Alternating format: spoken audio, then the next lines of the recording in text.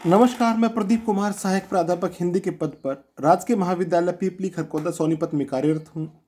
आज का हमारा विषय प्रगतिवादी कविता की विशेषताएं हैं। प्रगतिवाद हिंदी साहित्य की एक काव्य धारा का नाम है। इसका अर्थ है आगे बढ़ना। जो साहित्य आगे बढ़ने में विश्वास रखता है, आगे बढ़ने में सहायक होता है, उसे प्रगतिवादी साहित्य कह सकते हैं। अंग्रेजी प्रोग्रेसिव का हिंदी अनुवाद प्रगतिवाद है। सन 1935 ईस्वी में E.M. फॉस्टर ने के सभापतित्व में पेरिस में प्रोग्रेसिव एसोसिएशन नामक अंतर्राष्ट्रीय संस्था का प्रथम अधिवेशन हुआ था। सन 1936 में सज्जाद जहीर और मुल्क राज आनंद के प्रयत्नों से भारत में इस संस्था की शाखा खुली और प्रेमचंद की अध्यक्षता में लखनऊ में इसका प्रथम अधिवेशन हुआ। आधुनिक संदर्भ में प्रगतिवाद एक विशिष्ट अर्थ का द्योतक है। छायावाद की सूक्ष्मता और कल्पना को त्याग कर जीवन और जगत के धरातल पर अपनी भाव अभिव्यक्ति करने वाला आज का कवि प्रगतिवादी कवि कहा जा सकता है। इस तरह यह प्रगतिवाद एक विशेष ढंग का और एक विशेष दिशा का द्योतक है। उसकी एक विशिष्ट परिभाषा है। डॉक्टर नगेंद्र के शब्दों में इस परिभाषा का आधार द्वंद्वात्मक भौतिकवाद है। प्रगतिवाद कविता की मुख्य विशेषताएं या प्रवृत्तियां पढ़ने से पहले हम जान लेते हैं कि प्रगतिवाद कार्ल मार्क्स के आधार पर चलता है।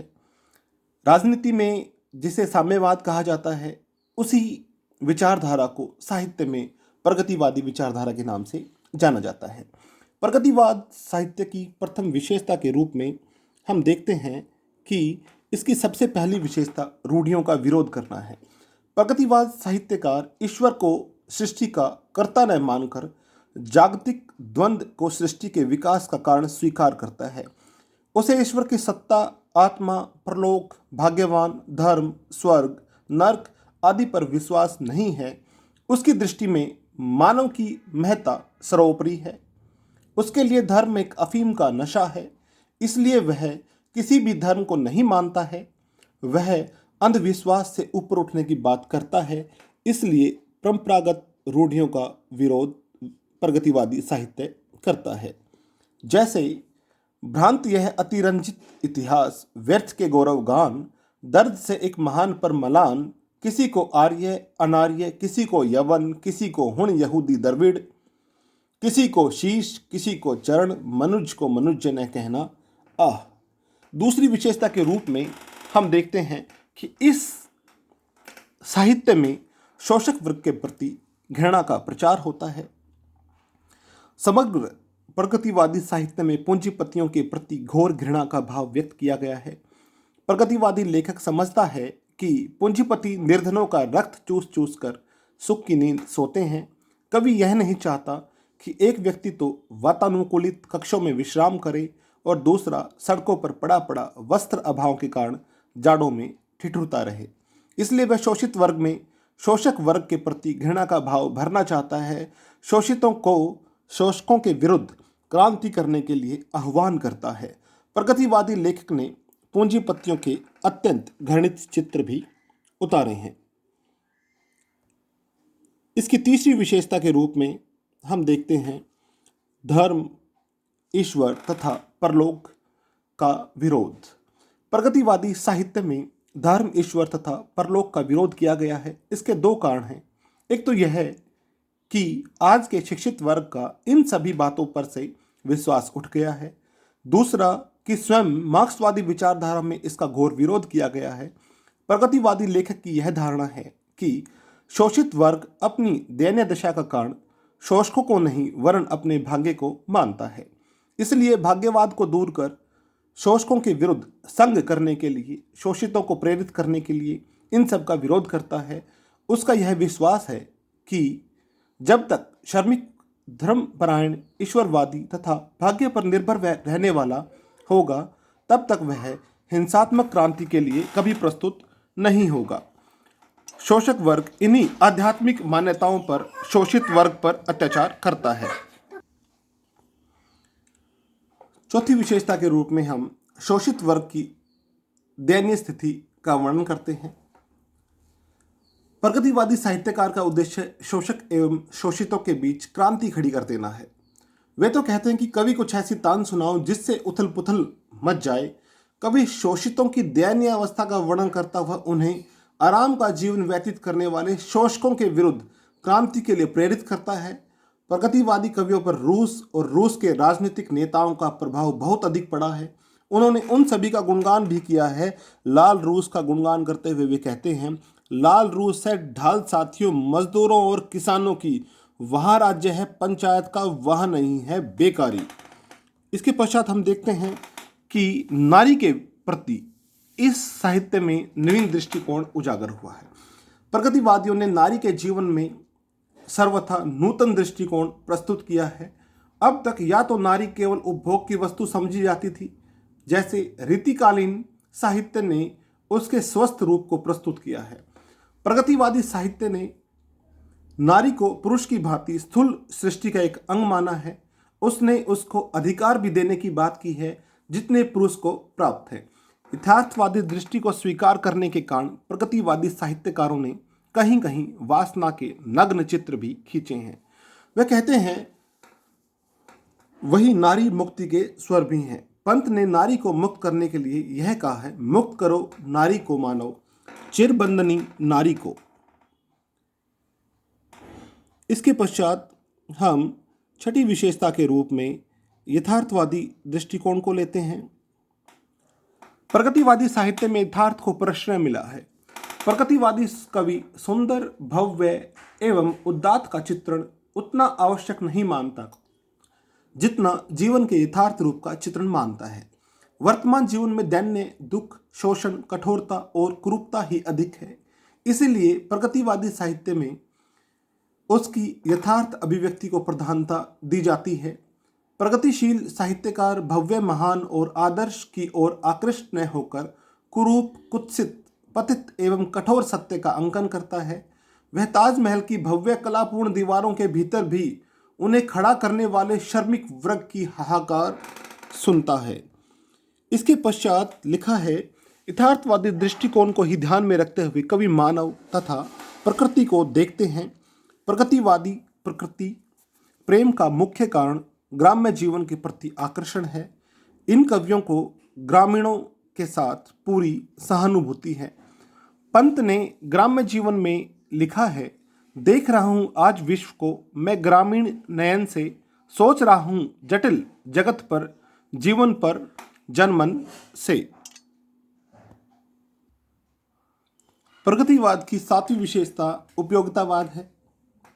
प्रगतिवादी साहित्य उपयोगितावाद का उपासक है। प्रगतिवादी आलोचक उसी साहित्य को कृति मानता है जिसका मानव जीवन में अधिक महत्व हो। उसकी दृष्टि में सच्चा साहित्य वही है जो जनजीवन को प्रगति के पथ पर अग्रसर करता हो। आठवीं विशेषता के रूप में मानवतावाद को लिया जा सकता है। प्रगतिवादी कवियों के दो समुदाय हैं। एक तो अपनी मातृभूमि के लिए लिखता है और अपने ही देश के भिखमंगों, किसानों, मजदूरों, वेश्याओं और विधवाओं का उद्धार करना चाहता है। दूसरा समुदाय समस्त मानव का उद्धार करना चाहता है। उसे संसार के सब पीड़ित लोगों से प्यार एवं सहानुभूति है। इसीलिए नरेंद्र शर्मा जी लिखते हैं, जाने कब तक घाव भरेंगे इस घायल मानवता के, जाने कब तक सच्चे होंगे सपने सबकी क्षमता के। नौवीं विशेषता के रूप में हम क्रांति की भावना को देखते हैं।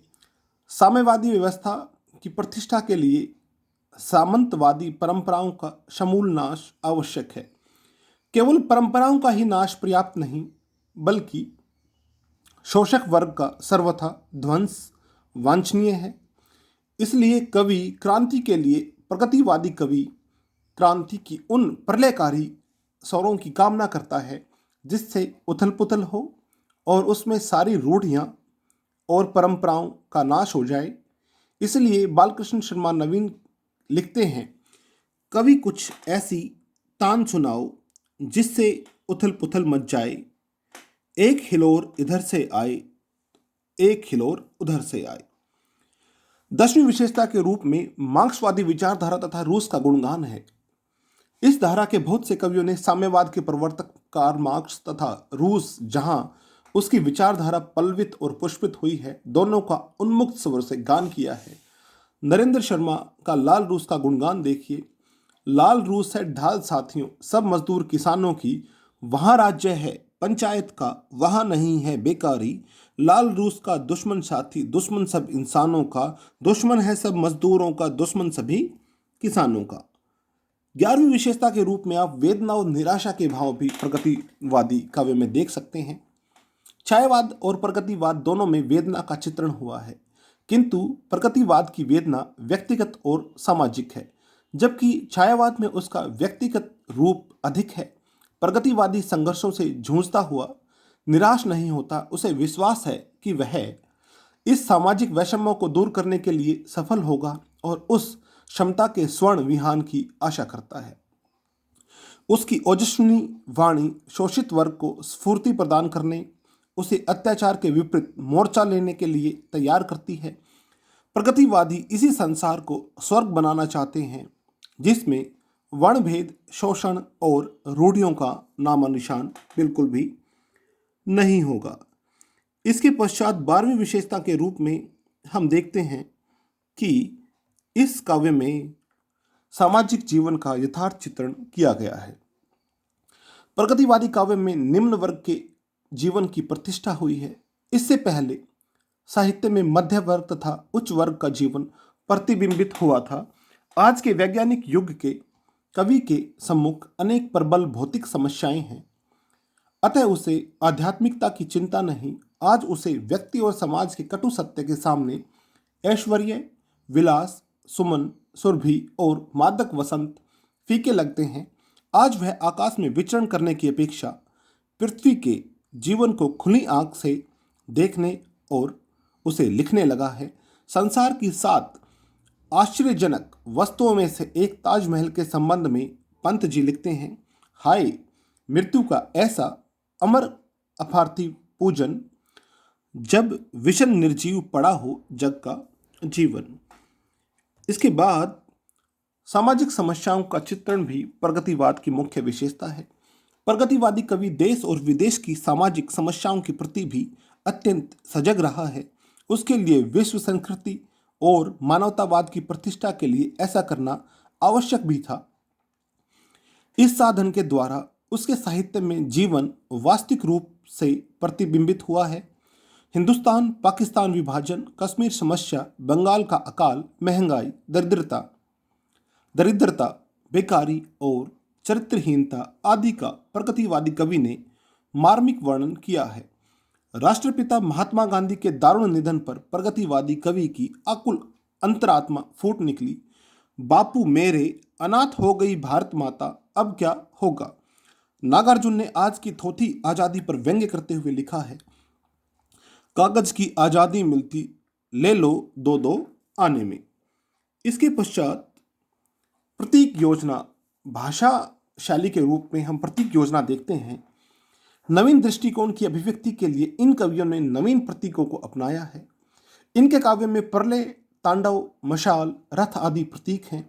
कहीं कहीं पर इन कवियों ने प्राचीन प्रतीकों को भी अपनाया है, परंतु उनको नवीन रूप में भी ग्रहण किया है।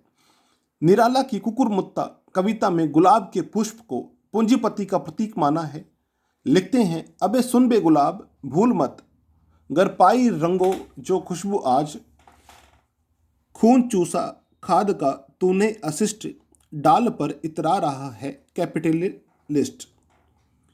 भाषा शैली के रूप में हम देखते हैं प्रगतिवादी का साहित्य का सीधा संबंध जनजीवन से होने के कारण इस धारा का साहित्यकार सरल एवं स्वाभाविक भाषा शैली को अपनाने का पक्षपाती है। प्रगतिवादी लेखक जनता के विचारों एवं भावों को व्यक्त करने के लिए नवीन शैली का प्रयोग करता है। वह परंपरागत मानव तथा प्रतीकों का परित्याग कर नवीन विचारधाराओं को व्यक्त करने में सक्षम एवं नूतन उपमानों तथा प्रतीकों की योजना करता है। छंद के क्षेत्र में भी इन कवियों ने उदार दृष्टिकोण से काम लिया है। वह परंपरागत प्राचीन छंदों का बहिष्कार करके नवीन मुक्त छंद की ओर बढ़ता है और अतुकांत और मार्मिक शब्दों के साथ इन कवियों ने लोकगीतों को भी अपनाया है। आज का यह प्रगतिवादी काव्य की विशेषताओं से संबंधित वीडियो लेक्चर आप सभी बच्चों को इस विषय को समझने में सरलता प्रदान करेगा, ऐसी मेरी ईश्वर से प्रार्थना है। और आप सभी बच्चों के उज्जवल भविष्य की भी मैं ईश्वर से प्रार्थना करता हूँ। इसी के साथ आप सभी बच्चों का बहुत बहुत धन्यवाद। आपका दिन शुभ हो।